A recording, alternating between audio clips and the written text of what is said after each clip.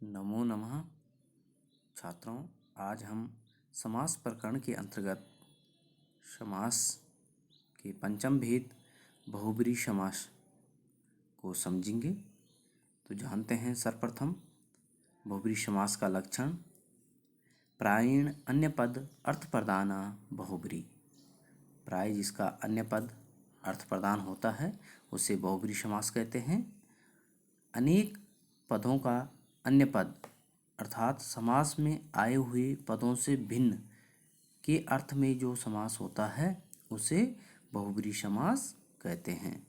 यह समस्त पद विशेषण होता है। इसका लिंग निर्णय संदर्भ के द्वारा ही किया जा सकता है और कहीं कहीं पर समास का निर्णय करने के लिए भी वाक्य प्रयोग करना आवश्यक हो जाता है, नहीं तो प्राय क्रमधारय समास का भ्रम सा बना रहता है। तो जानते हैं बहुब्रीहि समास के भेद। बहुब्रीहि समास के 4 भेद होते हैं। नंबर का समानाधिकरण बहुब्रीहि समास, ख व्याधिकरण बहुब्रीहि समास, ग तुल्य योग बहुब्रीहि समास और घ व्यतिहार बहुब्रीहि समास। तो सर्वप्रथम का समानाधिकरण बहुब्रीहि समास। जिस समास में प्रधान पद विशेषण तथा दूसरा पद विशेष होता है एवं समस्त पद में अन्य पदार्थ की प्रधानता हो उसे समानाधिकरण बहुब्रीहि समास कहते हैं।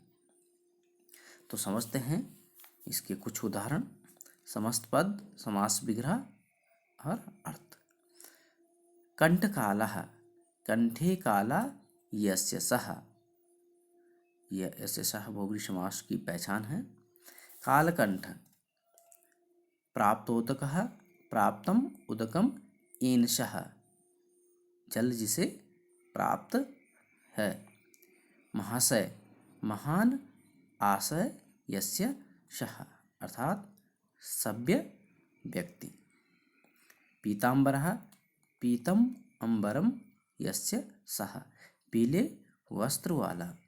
वीर पुरुष कः वीरा पुरुषः सन्ति यत्र सः वीर पुरुष वाला। अब समझते हैं अगला भेद व्याधिकरण बहुब्रीहि समास। तो जानते हैं इस समास को।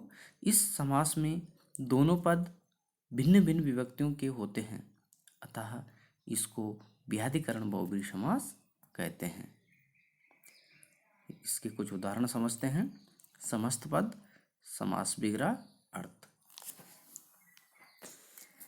चक्रपाणि समस्त पद है और इसका समास विग्रह हुआ चक्रम पाणो यस्य सः अर्थात चक्र है, पाणि माने हाथ में जिसके, वह कौन है? भगवान विष्णु। इसी प्रकार से लंबोदरः, लंबम उदरम यस्य सः लंबा है उदर जिसका, वह कौन है? गणेश। नीलकंठः, नीलाकंठः यस्य सः अर्थात नीले कंठ वाला कौन है? शिव को नीलकंठ कहा जाता है। चंद्रशेखरः, चंद्रा शेखरे यस्य सः चंद्र है शेखर जिसके अर्थात शिव जी। गदापाणि, गदापाणो यस्य सः भीम।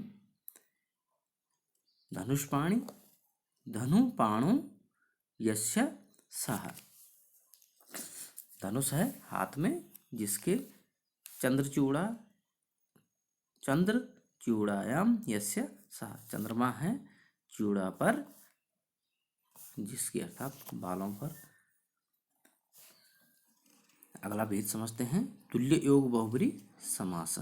इस समास में किसी अन्य शब्द का सह, समम, साकम शब्दों में से किसी एक शब्द के साथ समास होता है।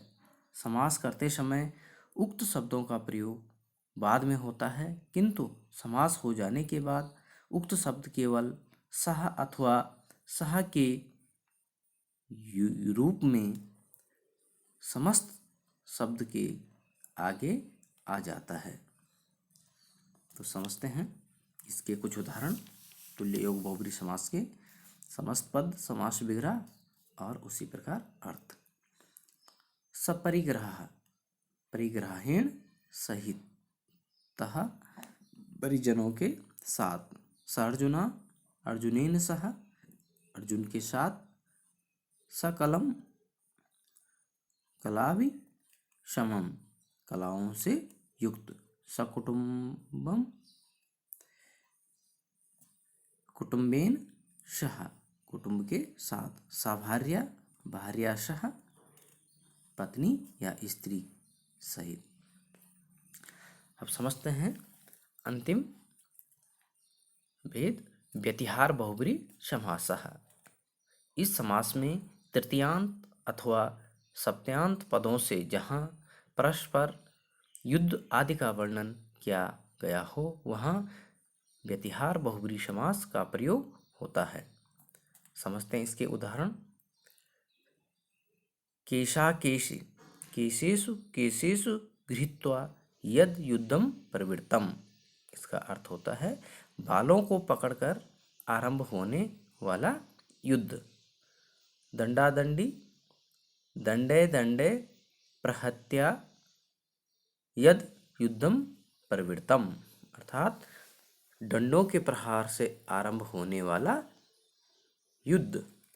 धन्यवाद।